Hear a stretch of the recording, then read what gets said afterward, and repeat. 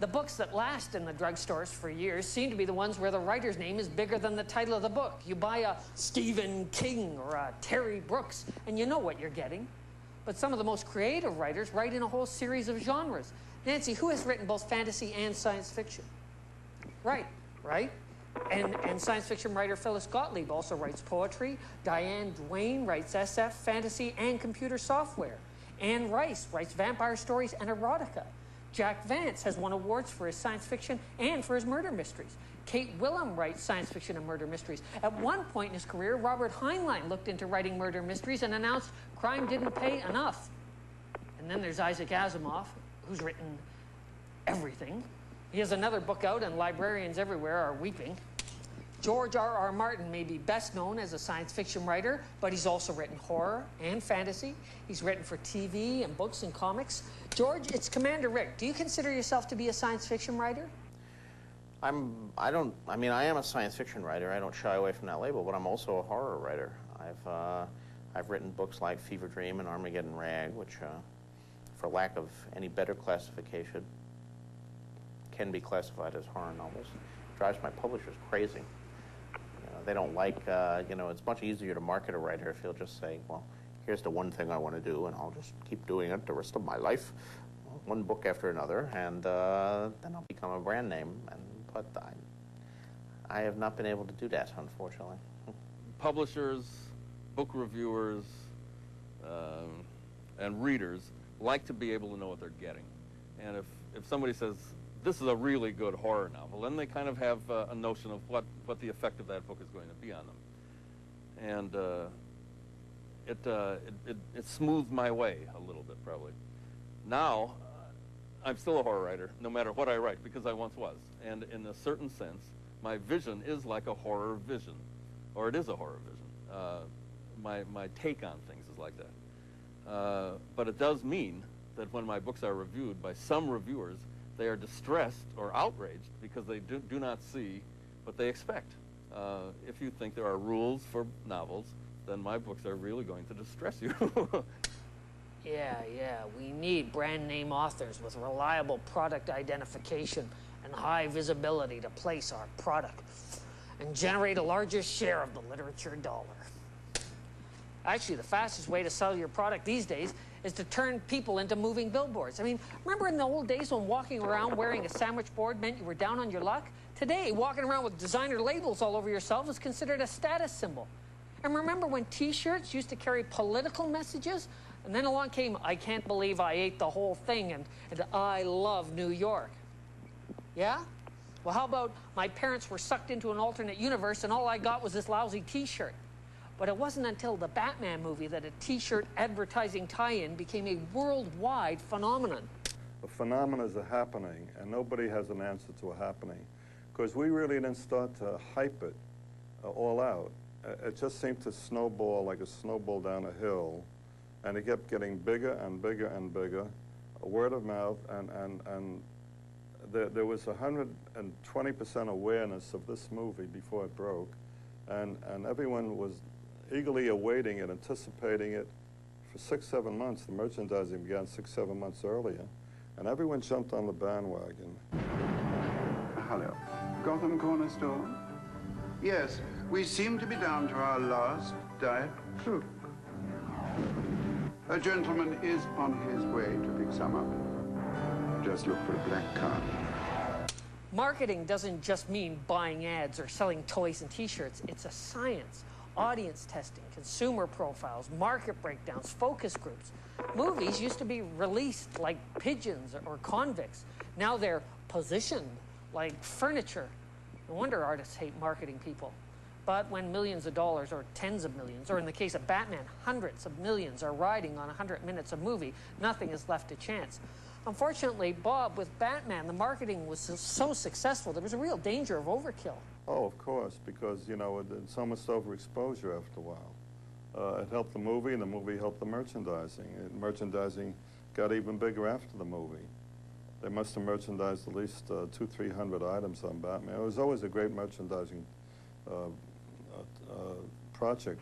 This was bigger even than the TV show. No kidding. The Batman phenomenon was phenomenal, from a comic book to a campy TV show to a mega hit movie. The amazing thing was it happened again.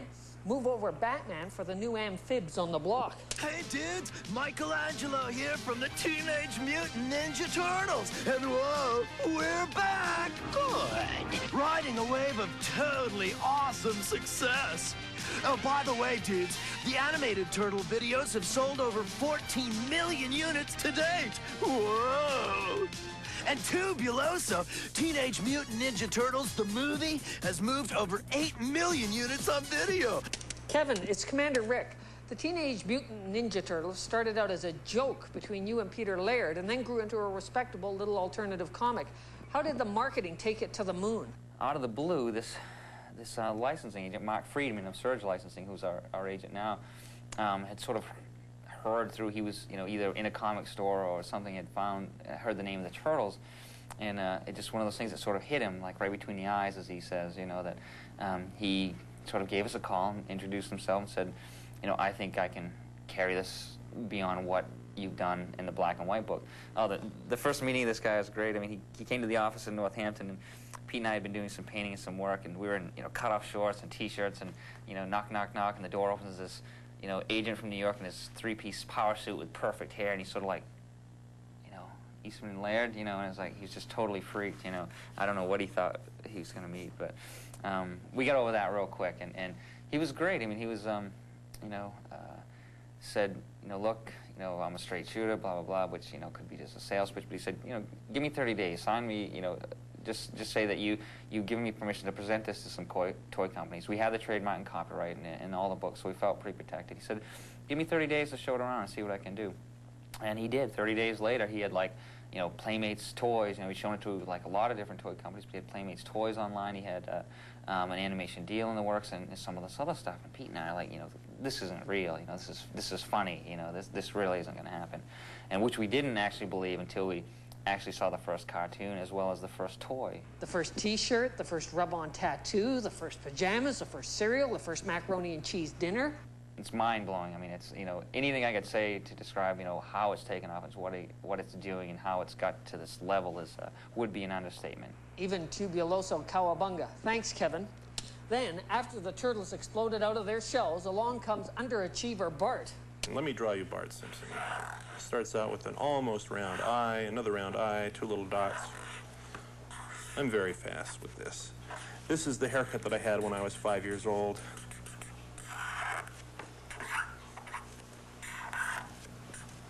And that's Bart.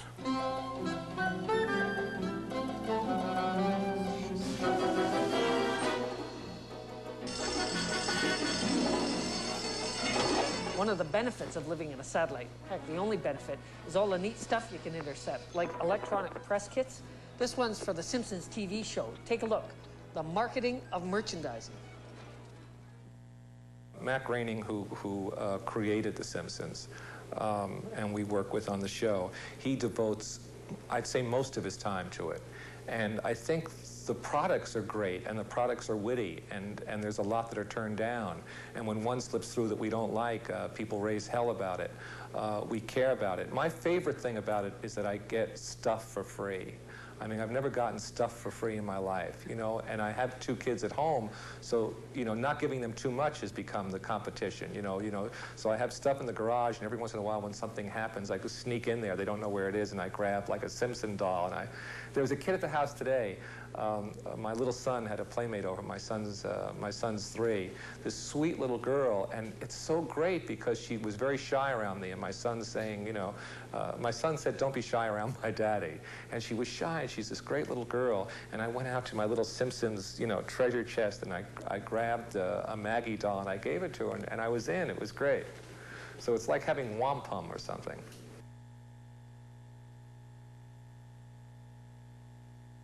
The furor over the show, and part of that is the merchandising. It has gotten to the point where people may have forgotten that at the core of it is this great show, and that before all that happened, there are these great episodes, of with this family, and that's the main accomplishment.